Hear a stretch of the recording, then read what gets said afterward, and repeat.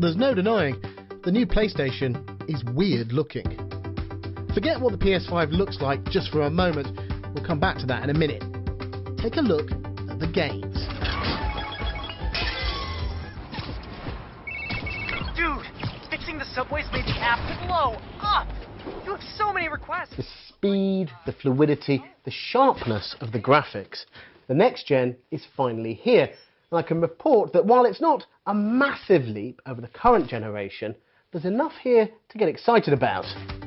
Under the skin, the PS5 has custom AMD Ryzen GPU, which supports ray tracing, a method of creating more realistic lighting effects. This means more visual whiz-bang for your buck.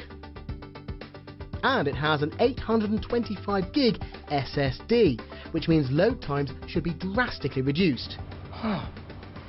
He did a search for new. It comes in two flavours, the full-fat, full-price version, which features an Ultra HD Blu-ray drive, and a cheaper digital-only version, which lacks the optical drive. Watch it! He's throwing something! As well as ray tracing, the GPU is technically capable of 8K graphics, although for now 4K is all we've seen. It should be able to pump out 120 frames per second visuals as well, although so far everything that I've been playing has been at 60 frames, although very smooth. I've been testing this machine for a couple of weeks and I've mainly been playing Spider-Man Miles Morales and Astro's Playroom, which comes bundled free with the machine. Both titles demonstrate what the next generation is capable of, but in different ways. Spider-Man is simply gorgeous to look at. Its rendering of New York City, from the tip of its skyscrapers to the coziness of Miles Morales' apartment at Christmas time, is a real visual treat. And the way in which Spidey traverses the Big Apple, web swinging, wall crawling, running and leaping from building to building, as well as taking out bad guys with his trademark athleticism, spider sense and web slingers, are all great calling cards for Sony's new machine. It's so fluid and so slick that pretty soon you really do feel like you have the power of a superhero at your fingertips. It's a savvy and smart launch title for the PlayStation 5 because it really does show off what it's capable of. But for me, Astro's Playroom is a more interesting game because it points to the potential of the console, and it comes from an unlikely source: the controller. Astro's Playroom casts the player as a cute little robot who embarks on a series of adventures inside the console. While some of these experiences are no doubt influenced by any number of platformers and adventure games, they do serve to showcase the PS5's new DualSense controller. The DualSense is larger than the old PlayStation controller, but it feels familiar in a good way. It's got a larger touchpad on it, it has a microphone in here and a speaker. People that have used a PlayStation controller before will be completely familiar with this. The big difference is in the haptics, the force feedback that it provides.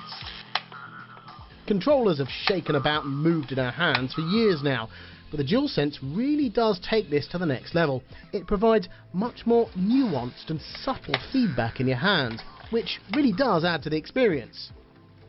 The shoulder buttons have been overhauled as well. They now provide feedback where they didn't before.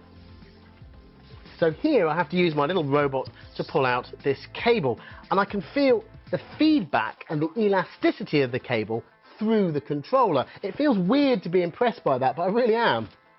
Something I'm less impressed with is the PlayStation 5's physical box. The PS5 has variously been described as looking like a router or an air conditioning unit, which is fair enough because it's one weird looking console, but I think all of its strange styling quirks are to try and mask its massive bulk. This is a big console. It's so big that it has its own postcode. In fact, I think it's so big it's probably visible from the International Space Station. Houston, I can confirm. I can see the PlayStation 5 from space. Over. Clear out a lot of space beneath your telly. You're going to need it. Clearly the PS5 needs to get rid of a lot of the heat it generates, hence all of these holes and vents.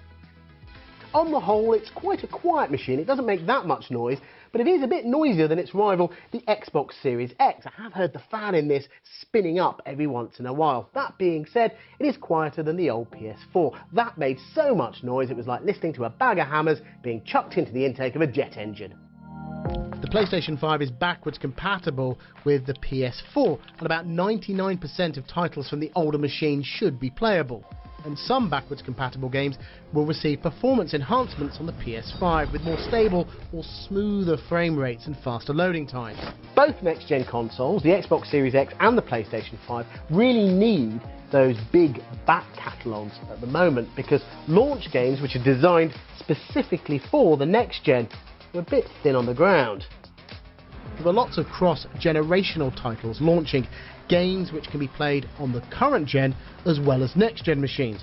While those games have shinier visuals and those faster load times we keep banging on about, the games themselves are essentially the same.